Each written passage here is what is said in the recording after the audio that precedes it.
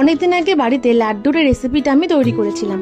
এটা ছিল কিন্তু বেসনের লাড্ডু, আর সেটা খেতে এতটা টেস্টি লেগেছিল যে তখনই ভেবেছিলাম পরে একদিন আবার তৈরি করব, আর রেসিপিটা তোমাদের সাথে অবশ্যই শেয়ার করব।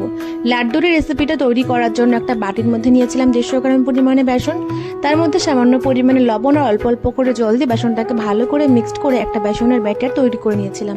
এরপর কড়াইতে পরিমাণ মতো রিফাইন তেল দিয়ে তেলটাকে ভালো করে গরম করে নেওয়ার পর বেসনের ব্যাটারটা তেলের মধ্যে দিয়ে একেবারে লো ফ্লেমে 5 থেকে 6 মিনিট লাল লাল করে ভেজে এগুলোকে ছেঁকে আমি তুলে নিয়েছিলাম। যে বেসনগুলো আমি ভেজে তুলে নিয়েছিলাম সেগুলো একটা মিক্সের মধ্যে দিয়ে ভালো করে কিন্তু এটাকে মিক্সড করে নিয়েছিলাম।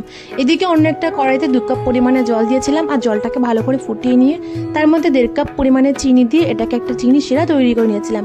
লাড্ডুর রংটা সুন্দর আসার জন্য তার মধ্যে সামান্য পরিমাণে ফুড কালার দিয়েছিলাম। এরপর এর মধ্যে মিক্সড করে রাখা লাড্ডুগুলো দিয়ে 15 থেকে 20 মিনিট ভালো করে একটাকে পাকিয়ে নেওয়ার পর 1 চামচ পরিমাণে ঘি দিয়ে নামিয়ে গোল গোল করে তৈরি করে নিলে লাড্ডু